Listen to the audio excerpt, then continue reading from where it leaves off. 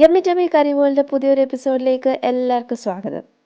നമുക്ക് ചപ്പാത്തിയുടെ കൂടോ അപ്പത്തിൻ്റെ കൂടോ ബ്രെഡിൻ്റെ കൂടോ എന്തിൻ്റെയും കൂടെ കഴിക്കാൻ പറ്റുന്ന ഒരു അടിപൊളി നാടൻ മുട്ടക്കറി ആണ് ഇന്നത്തെ എപ്പിസോഡിൽ കാണിക്കാൻ പോകുന്നത്.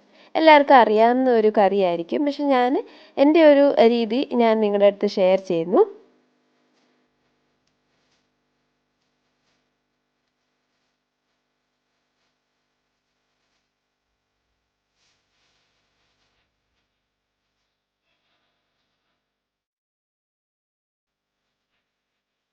അപ്പോൾ നമുക്ക് വീഡിയോയിലേക്ക് പോകുന്നതിന് മുന്നേ ഞാൻ എപ്പോഴും പറയുന്ന പോലെ നിങ്ങൾ ഈ ചാനൽ ആദ്യമായിട്ടാണ് കാണുന്നതെങ്കിൽ സബ്സ്ക്രൈബ് ചെയ്യാൻ മറക്കല്ലേ.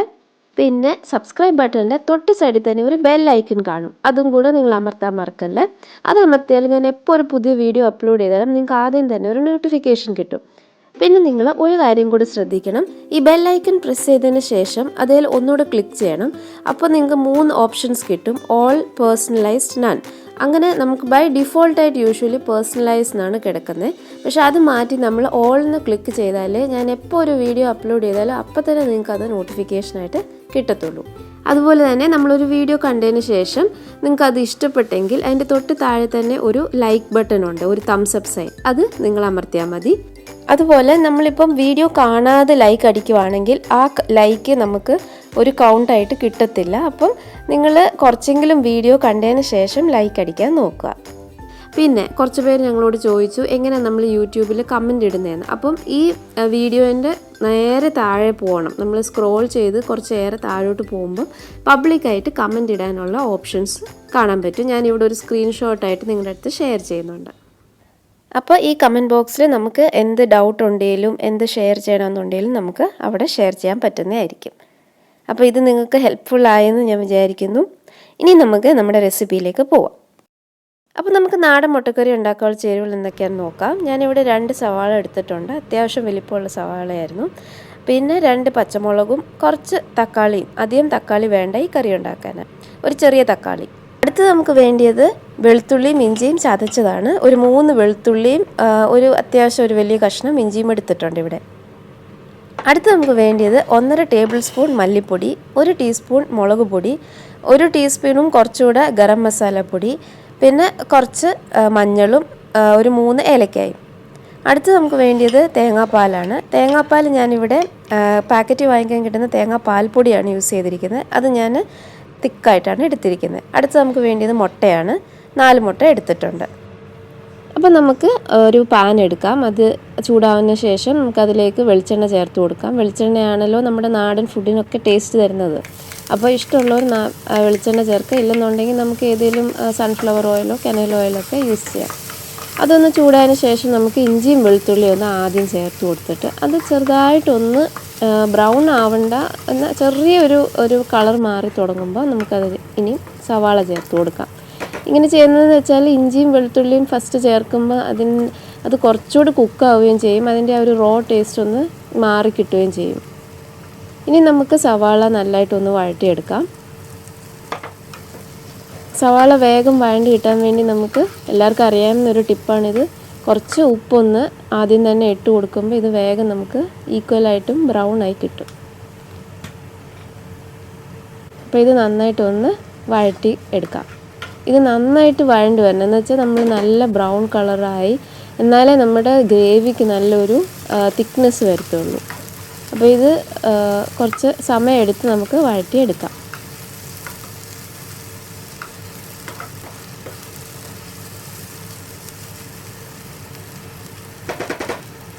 ഇതിലേക്ക് നമുക്കിനിയും പച്ചമുളകും കരിവേപ്പിലയും കൂടെ ഒന്ന് ചേർത്ത് കൊടുക്കാം.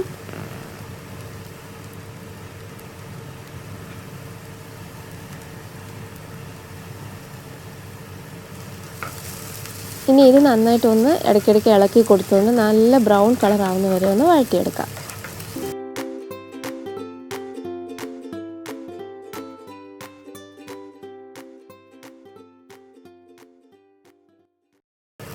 അപ്പോൾ നമ്മുടെ ഉള്ളി നന്നായിട്ട് ഇവിടെ വഴണ്ടിട്ടുണ്ട്, ഇതിൻ്റെ കളറൊക്കെ മാറി ഇതുണ്ട്, ഈ ഒരു പരുവമാവണം.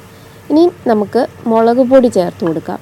അപ്പോൾ നമ്മൾ ആദ്യം മുളക് പൊടി ചേർക്കുന്നത് എന്തിനാണെന്ന് വെച്ചാൽ അതിൻ്റെ റോ ടേസ്റ്റ് പോകാനും പിന്നെ കറിക്ക് കുറച്ച് നല്ലൊരു കളർ കിട്ടാനും കൂടാണ് നമ്മൾ ആദ്യം മുളക് പൊടി ഒന്ന് വഴറ്റുന്നത്. അപ്പം നമ്മളിതെല്ലാം ചെയ്യുമ്പോൾ നല്ല ചെറിയ തീയെ വെച്ചായിരിക്കണം ചെയ്യേണ്ടത്, അല്ലെങ്കിൽ ഇത് പൊടികളൊക്കെ ഇങ്ങനെ കരിയാൻ തുടങ്ങും. അപ്പം മുളക് പൊടി ഒന്ന് നന്നായിട്ട് വഴറ്റി അതിൻ്റെ പച്ചമണം മാറിയിട്ട് നമുക്ക് ബാക്കി പൊടികൾ ചേർക്കാം.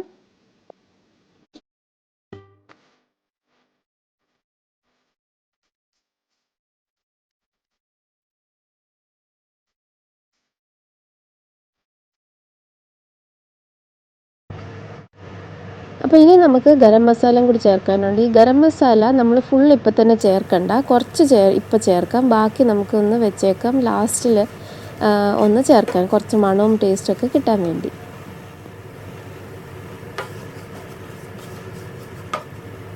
അപ്പോൾ പൊടികളെല്ലാം നന്നായിട്ട് വഴറ്റി അതിൻ്റെ പച്ചമണം എല്ലാം പോയതിന് ശേഷം നമുക്കിനി അതിൽ തക്കാളി ചേർത്ത് കൊടുക്കാം.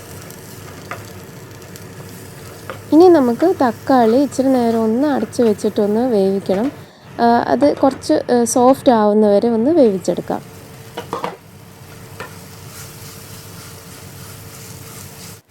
അപ്പോൾ നമ്മുടെ തക്കാളി ഇവിടെ സോഫ്റ്റ് ആയിട്ടുണ്ട്. ഇനി നമുക്കിതിലേക്ക് ചൂടുവെള്ളം ആഡ് ചെയ്ത് കൊടുക്കാം.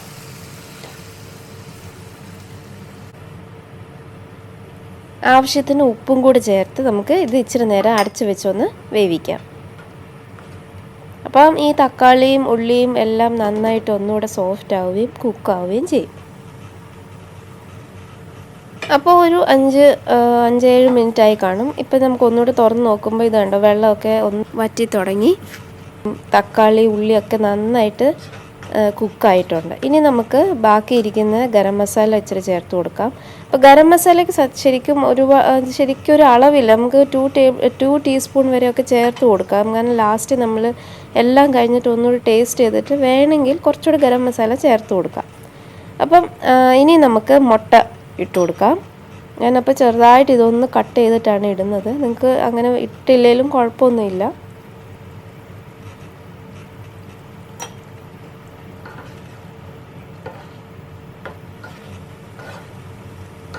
അപ്പോൾ നമുക്കിത് ഒന്നുകൂടെ ഒന്ന് നന്നായിട്ട് ഇളക്കിയിട്ട് അടച്ച് വെച്ച് കുറച്ച് നേരം കൂടെ ഒന്ന് വേവിക്കാം.